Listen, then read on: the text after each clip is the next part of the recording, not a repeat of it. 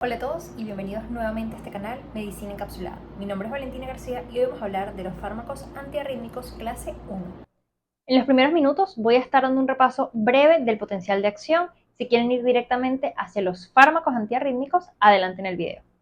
Para empezar a hablar de estos fármacos es importante ubicarnos en qué sitio del corazón estamos. En específico, estos tipos de fármacos van a trabajar en las células del tejido miocárdico, de aurículas y ventrículos, pero no en las células marcapasos como la del nodo sinauricular o el nodo AB. Por ello, acá dice que no tienen automatismo intrínseco, así que no trabajan ni en el nodo sinauricular ni en el nodo AB. Tendríamos pues que trabajan en el tejido miocárdico, aurículas, ventrículos, células de Purkinje, pero no en el nodo sinauricular ni AB. Por lo tanto, estas células no tienen automatismo intrínseco. Y esto nos va a ubicar en la célula miocárdica o el miocito, que en particular va a necesitar de un voltaje, de un cambio a nivel eléctrico para iniciar este potencial de acción. Y esto se logra en estas células gracias a las uniones comunicantes, también conocidas como gap junction. En este caso, vamos a representarlas como un canal que permite el paso hacia esta célula, en este caso viniendo, por ejemplo, de las células de marcapaso, que sí tienen ese automatismo para generar esa conducción hacia esta célula, o incluso de una célula miocárdica de la aurícula o del ventrículo a otra. Esto representa las uniones GAP, por sus siglas en inglés, gap junction, en azul. Una vez ocurre el ingreso de iones a esta célula, nos conseguimos con los canales de sodio voltaje dependiente. Estos canales de sodio, al reconocer el estímulo de otra célula, van a abrirse, facilitando así el ingreso de sodio a la célula, por lo cual la célula se vuelve más positiva o menos negativa, ya que debemos recordar que acá tenemos un voltaje que por lo general es 90 milivoltios y este va a permitir mantener ese potencial de acción hasta llegar a un punto para la despolarización. Y esto se logra gracias al ingreso de sodio que viene dado en esta fase 0, lo cual es un ingreso rápido y por eso la pendiente es totalmente perpendicular al potencial de reposo. Vamos a representar dentro de este gráfico, que es el potencial de acción, la célula o el miocito, y nos vamos a imaginar que acá está entrando o saliendo estos iones representados por sus canales. Una vez se da el ingreso del sodio a la célula, vamos a activar dos canales, y estos son los canales de potasio y los canales de calcio. En primer lugar, tenemos los canales de potasio, los cuales van a permitir la salida de potasio al espacio extracelular. Y por ello acá se genera una caída brusca de esta pendiente, conocida como la fase 1. Acá entonces tenemos que el potasio empieza a salir y por ello empieza a volverse negativo. También lo favorece además de la salida de potasio, una entrada de cloro, volviendo así aún más negativo esta célula. Fíjense que luego tenemos una fase como de estabilización. Esto se conoce como la fase de Plató y se da gracias a los canales de calcio. Estos son canales de calcio tipo L o canales de calcio lento, los cuales van a permitir el ingreso del calcio, que a su vez va a ir hacia el retículo sarcoplásmico, favoreciendo que se libere aún más calcio intracelular, y esto es lo que nos permite esa contracción, por lo cual se habla de una respuesta electromecánica, eléctrica por el cambio de iones y mecánica por el efecto contráctil.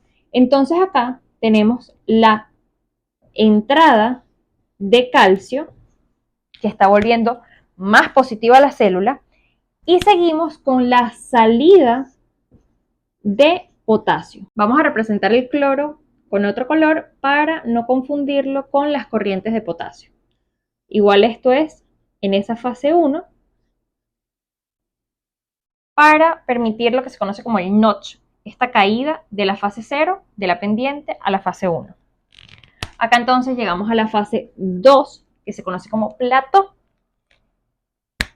Una vez el calcio intracelular alcanza niveles suficientes para favorecer ese estímulo contráctil, ahora este calcio aumentado estimula el cierre de los canales de calcio, por lo cual no sigue ingresando calcio a la célula, pero sí sigue saliendo potasio. Y esto sigue favoreciendo aún más la negatividad de la célula, teniendo esta como nuestra fase 3 de la repolarización. Cuando nos acercamos ya hacia la fase 4, vemos que nuevamente tenemos una línea isoeléctrica que está favorecida por distintas bombas, principalmente por la bomba de sodio-potasio ATPasa. Esta bomba vuelve al equilibrio ingresando potasio, ya que acá en la fase 1, 2 y 3 tuvimos esas corrientes de salida para que nuevamente tengamos el potencial necesario y eléctrico para que se dé otro estímulo en esta célula. Repasamos entonces, las uniones comunicantes favorecen el ingreso de iones a la célula, lo cual activa esos canales de sodio, abriéndolos, permitiendo el ingreso de sodio a la célula miocárdica. En este caso, vamos a favorecer la positividad. Ingresa sodio al miocito. Y esto es conocido como la fase 0. Ingresa sodio a la célula, lo cual activa los canales de potasio y los canales de calcio. Una vez la pendiente asciende, llegamos a la fase 1, representada por la salida de potasio y el ingreso de cloro, y luego sigue la salida de potasio, pero gracias a la activación de canales de calcio tipo L, esto mantiene una fase estable o de plató conocida como la fase 2. Salida de potasio, ingreso de calcio. Finalmente, ese aumento de calcio intracelular cierra estos canales de calcio, pero persisten abiertos los canales de potasio, la salida, lo cual nos favorece la repolarización con la fase 3 y llegamos a una fase isoeléctrica donde bombas de sodio-calcio, sodio-potasio ATPasa devuelven este equilibrio a la célula para generar un nuevo potencial de acción. Acá vemos representados los canales de sodio, recordando que los teníamos en marrón en la célula y en la fase 0, la pendiente de ascenso de ingreso rápido de sodio. Estos canales, como ya les expliqué, funcionan gracias a voltaje, dependen de los cambios de voltaje en la célula. Y los tenemos en 3 fases: abiertos o activos, inactivos y en reposo. Antes de que inicie esta pendiente, vemos que estamos en la fase isoeléctrica y aquí los canales se encuentran en reposo. Vemos que está cerrado el paso y esto va a ocurrir en esta fase, por lo cual lo vamos a representar en la fase 0 como los canales en reposo. Luego vamos hacia la pendiente y aquí se abre, ya que necesitamos ingresar sodio a la célula. Estos son los canales activos o activados de sodio. Y esto ocurre acá, que vamos a tener el ingreso de sodio, ya que este canal ahora se encuentra abierto. ¿Qué sucede en la fase 1, 2 y 3? Se cierran estos canales de sodio, pero se habla de que existe un flujo mínimo o una entrada lenta a medida que ellos se van cerrando, pasando de su fase activada o abierta a la fase inactiva. Así que en este periodo de fase 1, 2 y 3 vamos a conseguirnos con los canales inactivos. Fíjense que tenemos puertas de activación o inactivación. Y esta variación en los canales de sodio son las que nos van a permitir entender la dinámica de acción de estos fármacos sobre la célula dependiendo de la fase en la que se encuentren. Con este repaso de fisiología, entonces, entendiendo que en la fase 0 tenemos ese ingreso brusco y rápido de sodio, que luego cae debido a la salida de potasio y entrada de cloro, volviendo nuevamente de muy positiva esta célula a la negatividad, que luego se consigue en una fase plató, que es la fase 2, ya que sale potasio, se vuelve negativo, pero entra calcio y lo vuelve positivo, por lo cual esta es una fase de electroneutralidad que finalmente cae debido al cierre de calcio con salida aún de potasio para llegar a la fase 4 isoeléctrica favorecida por las bombas. Esto amerita un video pues mucho más profundo para entender ciertos conceptos y términos también relacionados a las características de cada una de estas fases y de ese potencial que permite que se dé el estímulo contráctil de una célula a otra. Escriban en los comentarios si quisieran que hablemos en otro video un poco más a fondo de este tema. Hablemos entonces de las diferencias y características de los antiarrítmicos clase 1. Primero tenemos los 1A.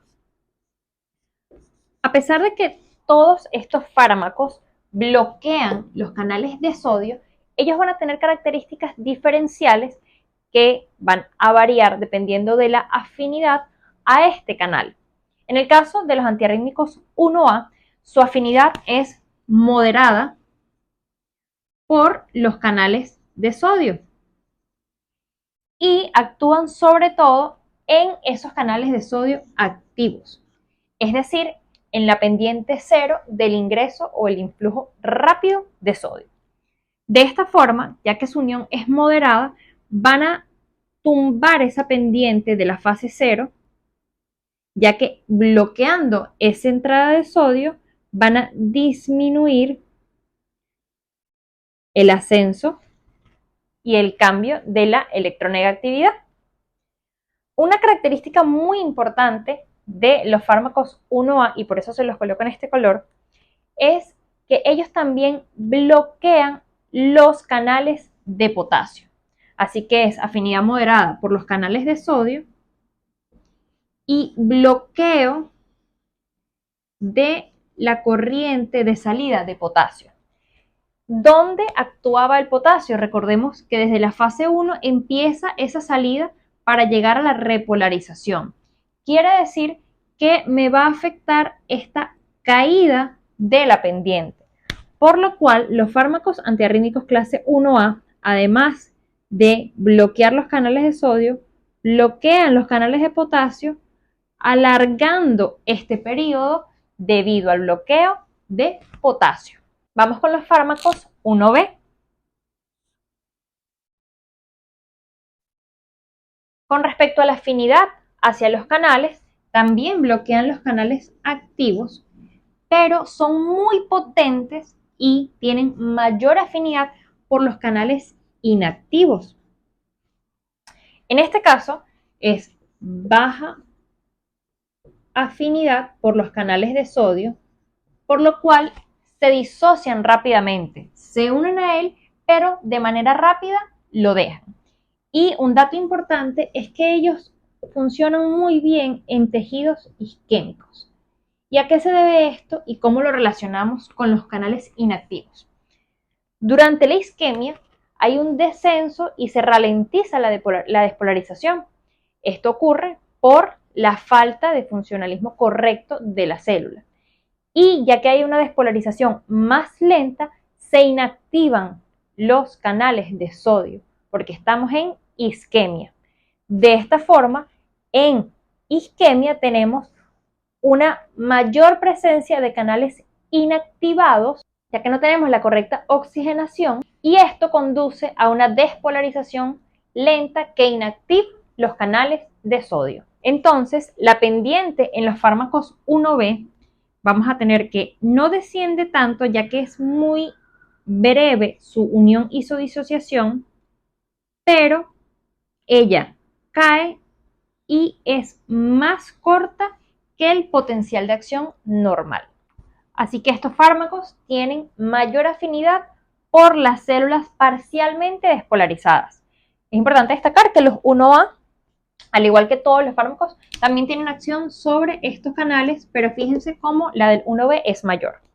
Ahora hablemos de los fármacos 1C.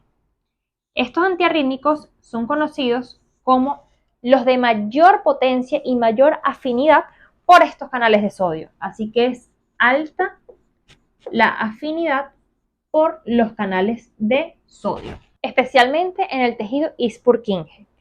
Y debido a su alta afinidad, esto genera una pronunciada caída de la pendiente cero o fase cero del potencial de acción, por lo cual inicia y al bloquearlo tenemos una caída de este potencial mucho más acentuada que los anteriores. Si escribimos en orden entonces la afinidad de los fármacos antiarrítmicos clase 1, tenemos que el 1C es más potente que el 1A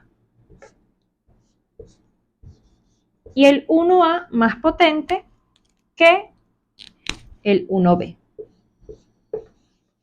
Un dato importante es que los fármacos antiarrítmicos clase 1A tienen un efecto anticolinérgico, el cual va a variar dependiendo de los fármacos propios de este grupo.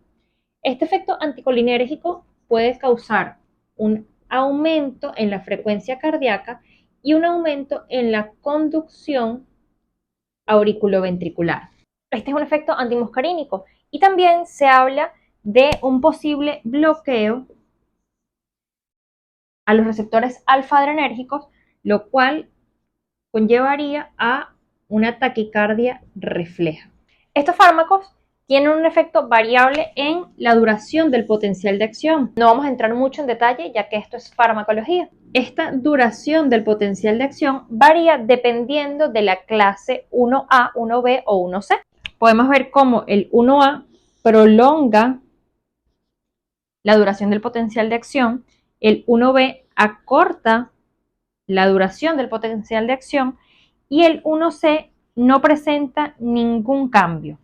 Aquí está prolongado, acortado, igual al de la base.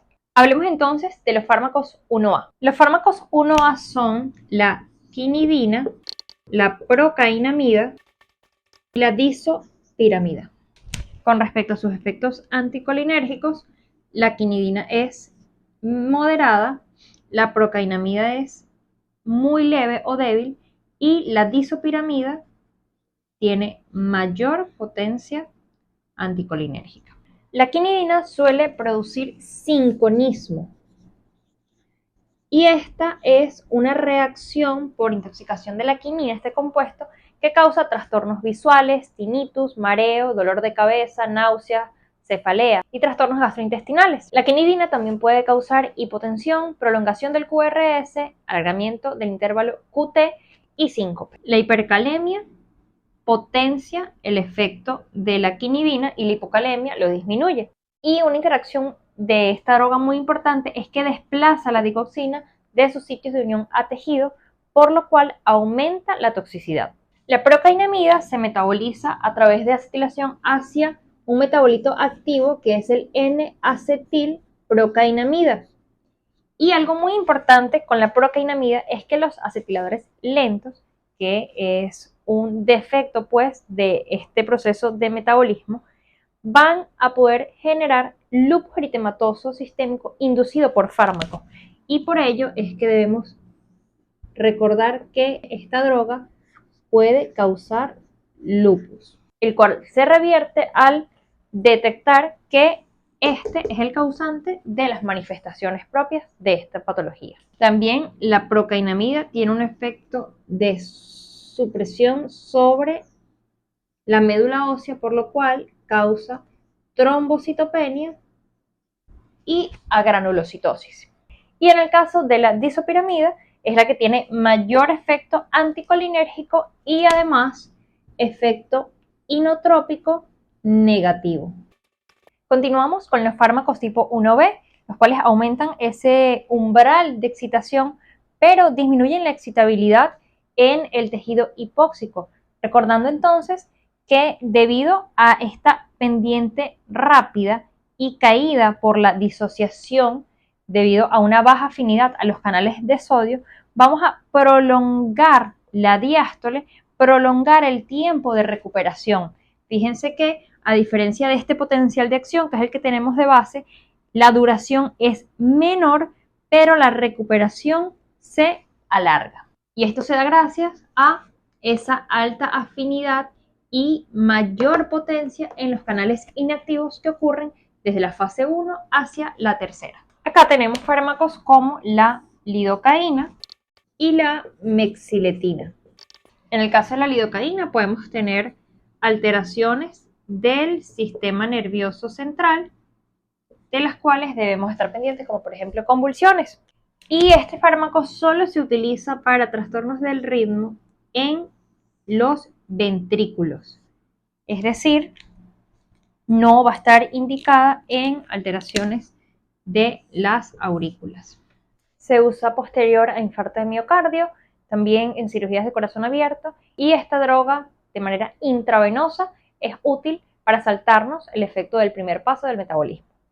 En el caso de la mexiletina, las formulaciones son por vía oral y tienen el mismo uso de la lidocaína. Por último, los fármacos tipo 1C no tienen efecto sobre el sistema nervioso central, tampoco tienen un cambio o variación del potencial de acción, y acá tenemos la flecainida y la propafenona. Estos fármacos, recordando la gran potencia que tienen sobre la caída de la pendiente en la fase 0, tienen la posibilidad de causar muerte súbita y taquicardias ventriculares que ponen en riesgo la vida del paciente.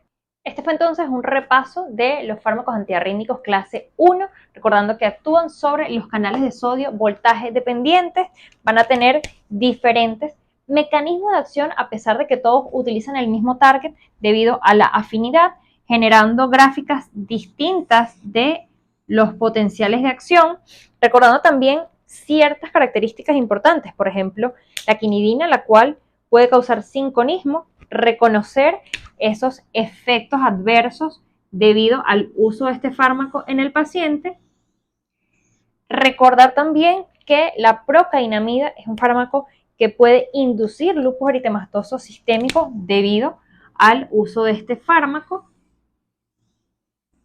Los posibles efectos por el bloqueo de los receptores muscarínicos en las clases de tipo 1A, el uso de la lidocaína y sus efectos en el sistema nervioso central, y la alta potencia y caída de la fase 0 debido a los fármacos tipo 1C sin alteración en el periodo refractario efectivo ni en la duración del potencial de acción. Un dato importante es que estos fármacos, a pesar de que trabajan sobre las aurículas y ventrículos y células de His-Purkinje sin afectar el nodo sinoauricular o AB, pudiesen tener un cambio en el automatismo y una caída o disminuir la pendiente de la fase 0 del potencial de acción de las células marcapaso. Si tienen alguna duda sobre este tema o quisieran profundizar en alguna de las áreas ya mencionadas, escríbanlo en los comentarios, y también si quisieran un tema que no sea de farmacología para trabajarlo en próximas series de videos. Gracias por llegar hasta el final del video. Recuerden suscribirse, darle like y seguirme en mis redes sociales.